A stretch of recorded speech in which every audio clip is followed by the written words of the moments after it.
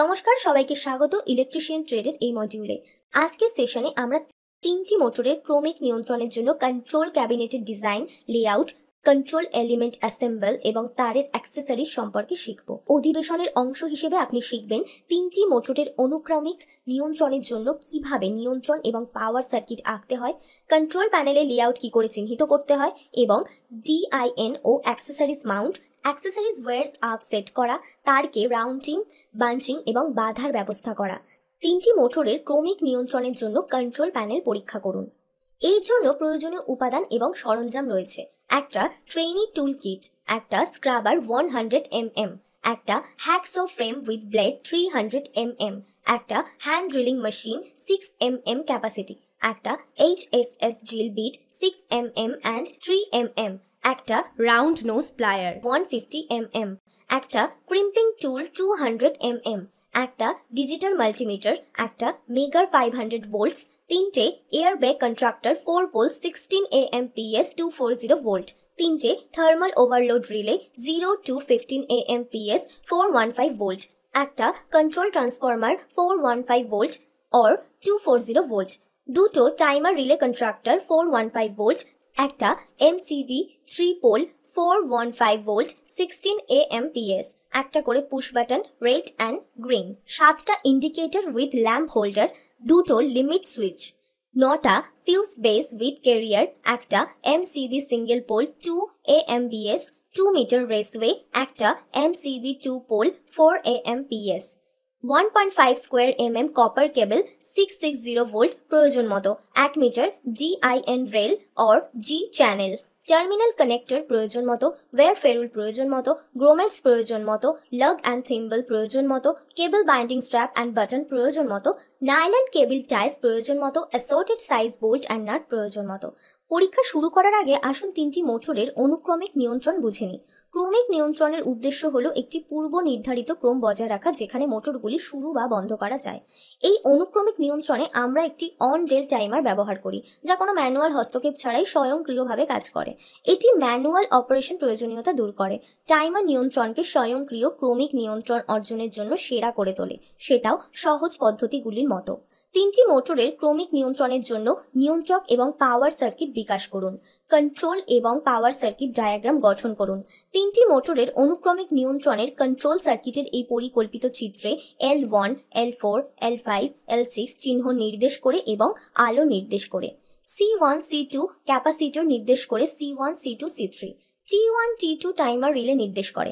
এখানে আমরা on delay timer পরিস্থিতি ব্যবহার করছি OLR ওভারলোড কারেন্ট থেকে মোটরকে রক্ষা করতে। এই উপাদানগুলি ব্যবহার করে আমরা তিনটি মোটরের ক্রমিক নিয়ন্ত্রণের জন্য একটি নিয়ন্ত্রণ সার্কিট তৈরি করতে যাচ্ছি। এখন লেআউট গঠন করি এবং কন্ট্রোল প্যানেলে লেআউট চিহ্নিত করি। বিকশিত কন্ট্রোল সার্কিট ডায়াগ্রাম অনুসারে তিনটি মোটরের ক্রমিক নিয়ন্ত্রণের জন্য বিন্যাস চিত্রটি গঠন করুন। প্রয়োজনীয় জিনিসপত্র নির্বাচন করুন এবং পরীক্ষা করুন। একটি স্টিল রুল এবং স্ক্রাইবার ব্যবহার করে কন্ট্রোল প্যানেলের ভেতরে লেআউট চিহ্নিত করুন। লেআউট অনুযায়ী DIN রেল এবং রেসওয়ে চিহ্নিত করুন এবং কাটুন। ফিক্সিং হোলগুলি চিহ্নিত করুন এবং চিহ্নিতকরণ অনুযায়ী isolator, control transformer, DIN rail এবং রেসওয়ে ঠিক করার জন্য কন্ট্রোল প্যানেলের ভেতরে ড্রিল করুন। ঠিক করা নিয়ন্ত্রণ আনুষঙ্গিক রেসওয়ে এবং DIN রেল ফিক্সিং স্ক্রু ব্যবহার করে। পরিশেষে মার্কিং অনুযায়ী ইন্ডিকেটর লাইট, পুশ বাটন এবং তারের ক্লিপগুলির জন্য প্যানেলের সামনের দরজায় প্রয়োজনীয় ছিদ্র করতে ড্রিলগুলি চিহ্নিত করুন এবং ব্যবহার করুন। আসুন আমরা তিনটি মোটর এবং পরীক্ষার অনুক্রমিক নিয়ন্ত্রণের জন্য কন্ট্রোল এবং পাওয়ার সার্কিট বের করি। লেআউট ডায়াগ্রাম অনুযায়ী control panel relay, contractor, OLR timer, push button, indicator lamp এবং অন্যান্য আনুষঙ্গিকগুলোর মতো কন্ট্রোল অ্যাক্সেসরিজগুলো ঠিক করুন। লেআউট অনুযায়ী তারের পরিমাপ করুন এবং কাটুন। লেআউট অনুযায়ী টার্মিনালের উভয় প্রান্তে ফেরুল নাম্বার সন্নিবেশ করুন। সহজ রক্ষণাবেক্ষণ এবং মেরামতের জন্য রেসওয়ে তারের কিছু অতিরিক্ত দৈর্ঘ্য ছেড়ে দিন। একের পর এক রেস উপায় তারগুলি চালান। তারের ক্রস ওভার এড়িয়ে চলুন। ক্রস এড়াতে ভার্টিক্যাল তারের ওপর একটি অনুভূমিক রান দ্বারা অনুসরণ করা যেতে পারে। তারের প্রান্তের স্কিন করুন এবং উপযুক্ত লাগোস বা থিম্বল দিয়ে ক্র্যাম্প করুন। সার্কিট ডায়াগ্রাম অনুযায়ী পাওয়ার এবং কন্ট্রোল সার্কিটের তারগুলিকে সংযুক্ত করুন। রেসওয়ে তারের রুট, কেবল বাইন্ডিং স্ট্র্যাপ এবং বোতাম ব্যবহার করে রেসওয়ে তারগুলিকে পাঞ্চ করুন এবং বেঁধে দিন। তারের ওপর পিভিসি রেসওয়ে আবরণ করুন।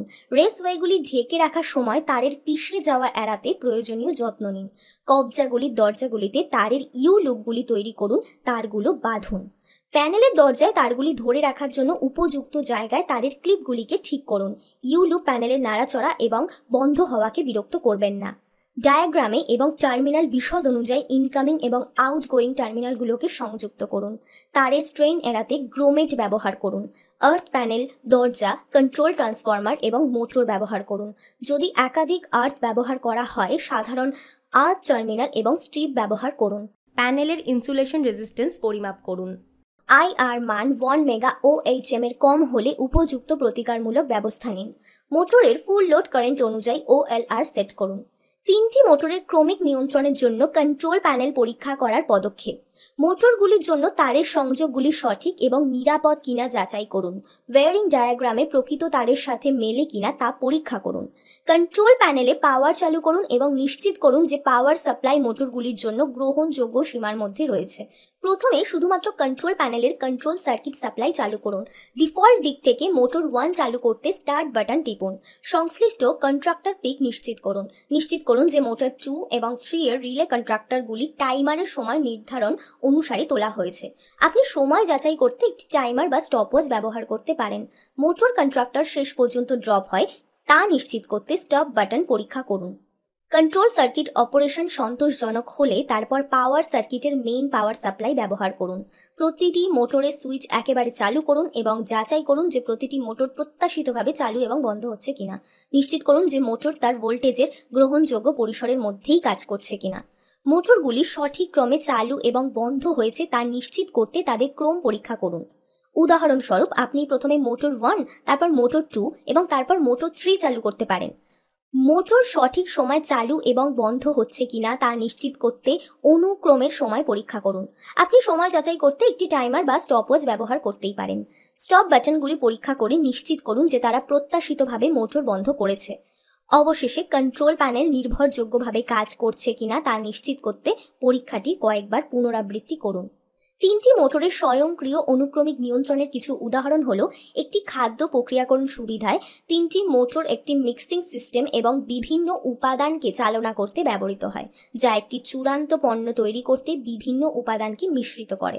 একটি প্রিন্টিং প্রেসে প্রিন্টিং প্রক্রিয়া চলাকালীন কাগজের ফিড, কালি সরবরাহ এবং রোলার চলাচল নিয়ন্ত্রণ করতে 3টি মোটর ব্যবহার করা হয়।